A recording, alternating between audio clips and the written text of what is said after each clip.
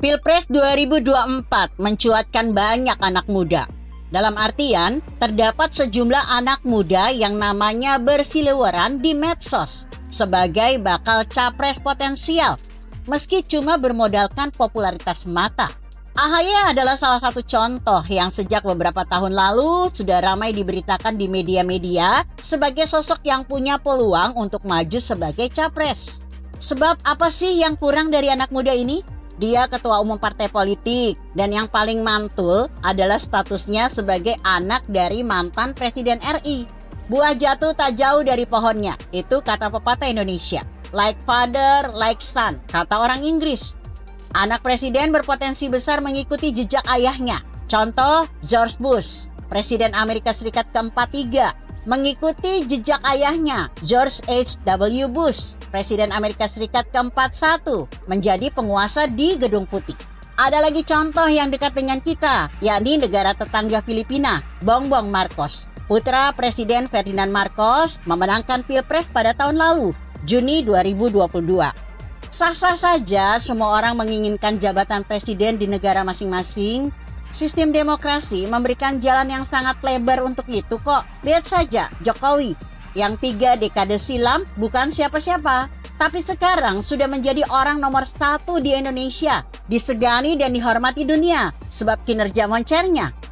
Menjelang Pilpres 2024, media kita sudah dijejali nama atau sosok-sosok yang berminat maupun yang berpeluang jadi suksesor Presiden Jokowi. Paling tidak, 3 orang diantaranya moncer di survei-survei. Namun, lebih banyak yang cuma nafsu besar, namun elektabilitas tidak beranjak dari 1 hingga 4%, atau lebih sedikit lah. Nama dan sosok AHY mendapat sorotan lebih, sebab faktor yang disebutkan tadi, anak mantan presiden dan ketua umum parpol. Usia masih sangat muda sekali, tampak dari wajah dan penampilannya yang imut-imut dan trendy. Tapi ambisinya untuk maju pilpres, meski cuma sebagai cawapres sekalipun, tampak menyala-nyala. Ambisi kawan ini untuk menjadi penguasa mengikuti jejak sang ayah, yang sudah terlihat dari kenekatannya mencalonkan diri jadi Gubernur DKI Jakarta pada 2017 lalu. Nekat, sebab dia tidak segan-segan melepas dinas kemiliteran pangkat atau kedudukan yang masih tergolong mediocre. AHY rela purnawirawan dini dengan pangkat terakhir mayor demi lempeng mencalonkan diri jadi Cagup DKI Jakarta. Mungkin dia terinspirasi atau tergiur dengan Jokowi yang cuma 2 tahun jadi Gubernur DKI Jakarta tahun 2012, namun melangkah mulus ke istana 2014. Tapi sayang, dia bersama pasangan cawagupnya kalah telak. Tapi doi tak perlu risau. 2 tahun kemudian mendapat jabatan Ketua Umum Demokrat, menggantikan SBY, ayahandanya.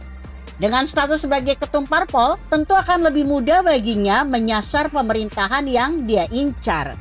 Sayang, parpol yang dia punya tidak bisa bermain sendiri untuk maju pilpres. Sebab perolehan suara pada pemilu lalu tidak cukup.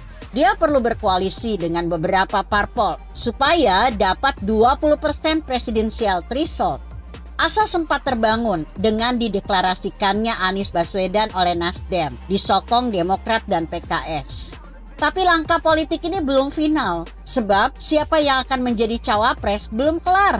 Kabarnya PKS dan Demokrat saling ngotot untuk memasangkan kadernya di sisi Anies. AHY sendiri ingin mewakili Demokrat. Sebenarnya AHY sudah warawiri ke sana kemari, bertemu dengan parpol-parpol lain untuk menawarkan dirinya untuk 2024 maju sebagai capres atau cawapres.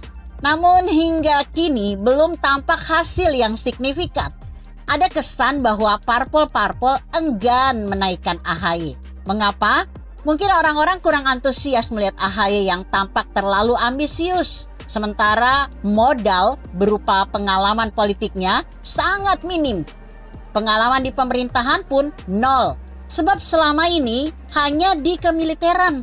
Adapun jabatannya sebagai ketum parpol terkesan hanya hibah dari SBY. Namun yang paling disorot tentu langkah AHY yang menanggalkan dinas kemiliteran dalam kondisi serba tanggung, hanya pangkat mayor. Padahal alangkah bagusnya jika dirinya tetap di sana hingga puncak karir, pensiun dengan pangkat jenderal. Mungkin sebagai kasat atau panglima. Jika saja AHY memilih jalan ini, pensiun pada puncak karir militernya, parpol dan publik tidak ada sedikit pun keraguan atas dirinya. Tapi karena terkesan ambisius, memburu jabatan Presiden RI, meski hanya berpangkat mayor, siapapun akan mencibir. Dan itulah kesalahan AHY, tidak memberikan contoh yang baik bagi publik, khususnya generasi muda. Hanya karena ada kesempatan, buru-buru mencampakkan karir dalam keadaan mentah. Akibatnya, di dunia politik praktis pun sosoknya bisa dianggap dengan hanya sebelah mata. Begitu kira-kira. Artikel ini ditulis Hans Petty yang disadur dari kompasiara.com dengan judul "Karena AHY memberikan kesan yang kurang baik". Bagaimana menurut Anda? Jika Anda berpendapat lain, tuliskan komentar Anda di bawah ini. Saya Emma, Karisma 90.